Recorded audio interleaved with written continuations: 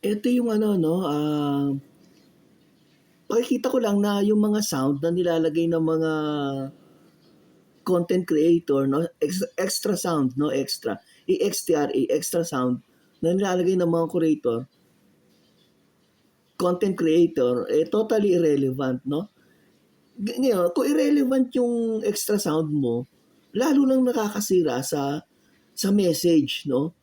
Yung message mali, yung extra sound mali, yung sound effects mo mali, 'no? Walang correlation, eh. Lalong pumapangit at lalong walang gustong manood at makinig. I hope you get the point. You got the point, no? Okay? Huwag gagawa ng ganito, okay? Ito, best example 'to.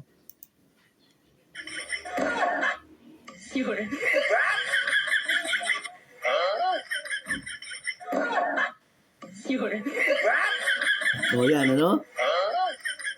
Ano lang, ano? Hindi kayo maniniwala kung ano yung video, no? Ang video, nag-exercise lang. Okay? Ganun lang kasimple, no? May nag-exercise lang, no? Isipin mo, no? Bakit pa may hinihika, may nagtatawa, no? Oh, ang lakas ng volume, no? Walang connect talaga, no? Tapos may pinupukpok pa, no? Oh, ang dami sound effect, oh. Tapos isa nagulat, wah!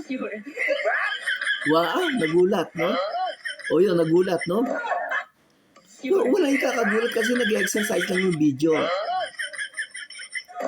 Okay?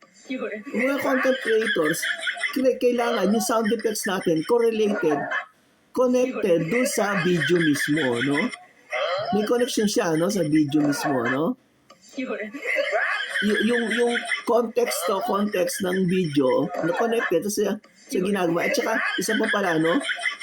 Nakakatawa naman talaga yung mga videos, no? Hindi mo na kailangan may lagyan na may tumataong hinihika, no? Hindi na kailangan niya, no? May tumataong hinihika, no? At saka, rap, gano'n, no? At walang connection talaga yun, no? Ang sakit na sa tenga, no?